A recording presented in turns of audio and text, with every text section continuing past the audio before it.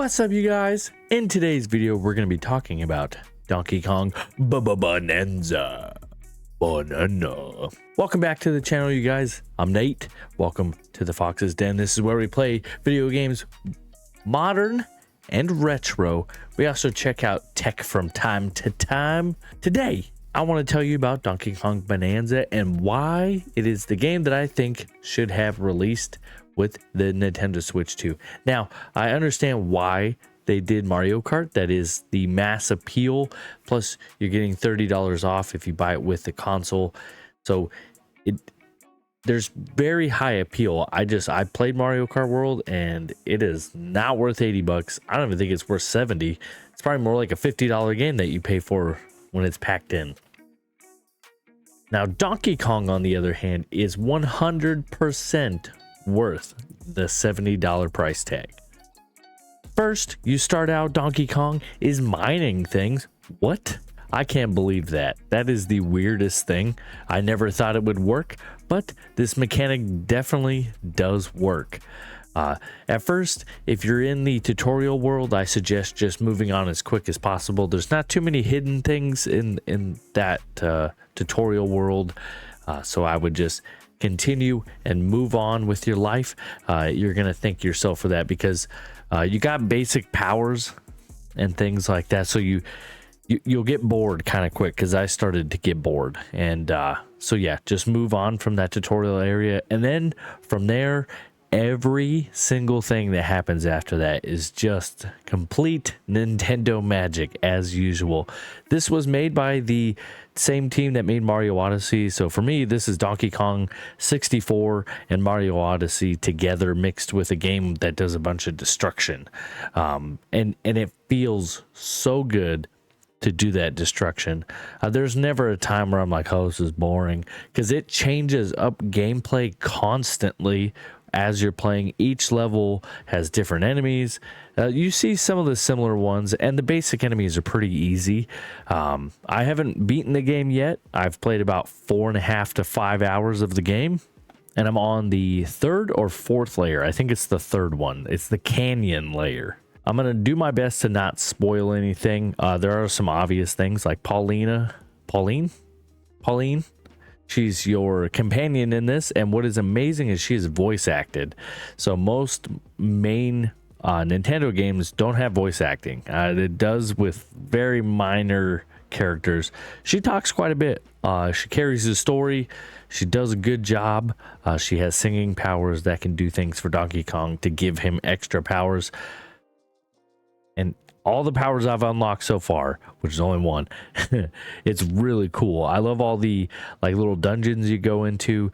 There's mine carts in this game, just like it's a little homage to Donkey Kong Country.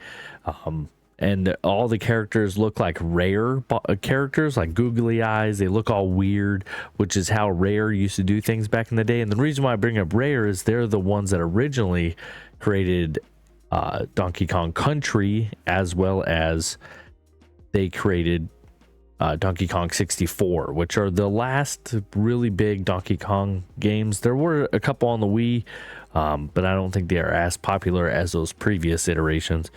And obviously there's Mario versus Donkey Kong, but it plays way different than these kinds of games. This is the first 3D Mario since Donkey Kong 64, and man, the nostalgia in here is so great. I remember going to Blockbuster trying to rent this game, or not rent this game, that'd be crazy, but rent Donkey Kong 64. Rent Donkey Kong 64, and it was so hard back in the day. This game is readily available. You go into any GameStop anywhere.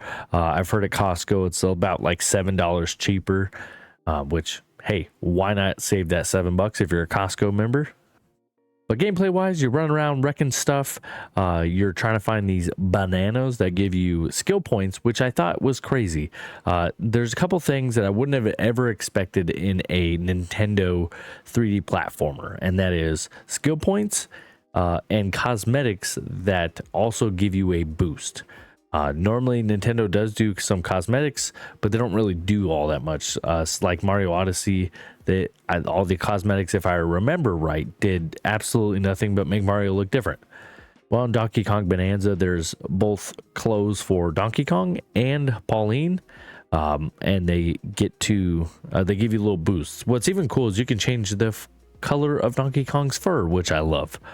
There is a 2-player mode in here, but it's kind of it's meant for like a dad, I want to play that game with you, and they're like 4 or 5 years old, and you just hand them the controller and they could do certain things with Pauline. I haven't tried it myself, but that's what I've heard. There's also an artist mode, and people have gone nuts. Maybe I'll throw up a few pictures off the internet of what people have painted, but you can take and basically it's molding like Play-Doh, and then you get to paint it. So people have put Samus, and they've made Donkey Kong's face, and they've gone completely nuts with that artist mode. I've barely scratched the surface, but I wanted to give you guys just a quick overview and to let you know, oh, should I get this? 100%. If you like 3D platformers, if you liked Mario Odyssey, you should go get this right now.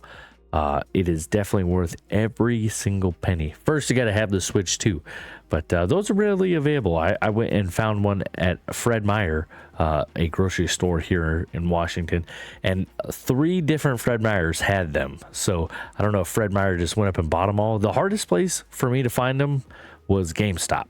I could not find them at any GameStops, and GameStop wouldn't tell you. And it seems like Best Buy is now selling them online. So it seems like a second wave of Nintendo Switch 2s are in America, and you can get your hands on them pretty easy.